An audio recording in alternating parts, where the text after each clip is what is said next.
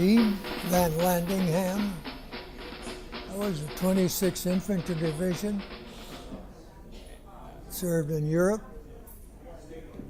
I went in through Utah Beach, through Caen, through Paris. Ended up out in Nancy, France.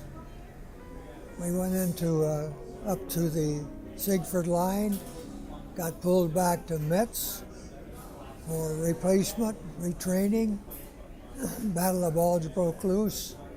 They yanked us out of bed about 2:30 in the morning.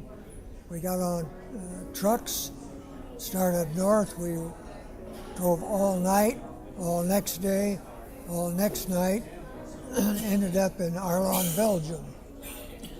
Then they dumped us out and they said, head that way. So we did. And met the Germans at a town called Grossbus. And from then on, it was just hell. And, fortunately, for me, I ducked when I should have ducked and zigged when I should have zigged until January the 20th in 45. And then I zigged when I should have ducked and ended up in the hospital for about 6 weeks. Then I was sent to England for rehabilitation for about 3 months. Then I was assigned to the Air Corps. The Air Corps didn't want an ex-infantryman around, so I just got a Jeep and drove around the rabbit tail of England. Then they said, well, you're going to send you home. So we went up to Glasgow and Edinburgh, came back through New York, and they sent me then with 6 other guys to Indiantown Gap, Pennsylvania. Got there and nobody was there. There was one little barracks. The guy asked us who we were. We told him, we said, I have no order for you guys. So we sat there for 2 weeks. Our barracks badge was lost. And there was just one officer, one sergeant, 2 enlisted men there. So then he got orders. We got on a train, went right through my hometown of Plymouth, Michigan, ended up in Sioux Falls, South Dakota. Now, I had never met anybody from my area before. But the night before I was to be discharged, I went into Sioux Falls just to look around, got on the bus to come back, looked at back, and here in the back of the bus stood First Lieutenant, who was my best friend all the way through high school. We let out holler at each other, hey, Pete. We knocked guys' ass end over apple cart getting out. And so we just went down and had a beer and just started talking. I said to him, well, hey, I'm way overweight. I'll be called AWOL. He said, don't worry about it. He said, I'll take you a bunk with me. And so he took me back then about 4 o'clock in the morning, took me over to discharge center. He had his discharge papers too.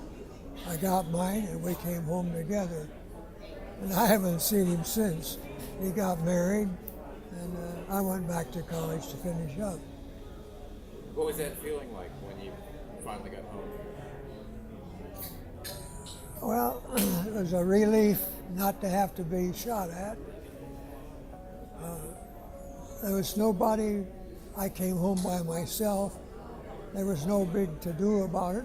I just got on the bus, drove into town, got off the bus and walked down to where I lived. And nobody said boo except my parents. But I don't think anybody knew I was coming home.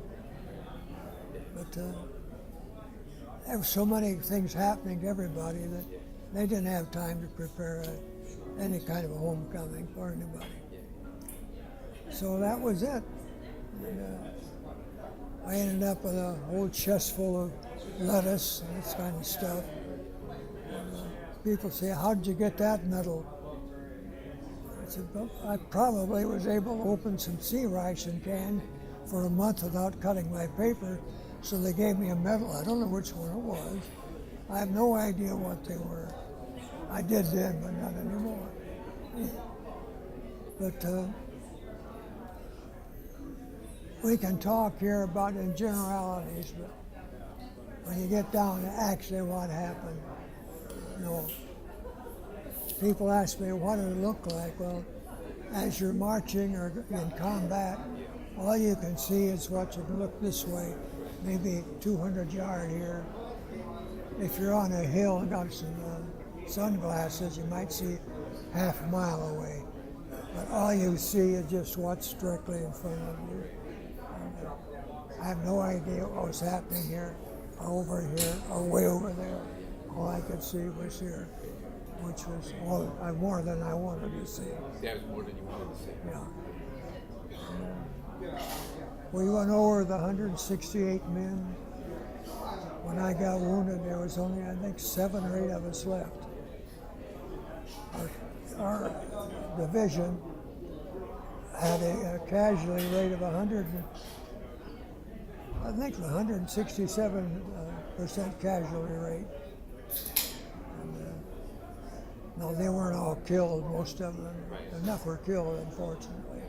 I think we lost about 3,500 men killed over the whole period of time. But most of them were, a lot of the guys we trained with were there, but probably the vast majority of them were replacements. You never even got to know who they were. They were just bodies.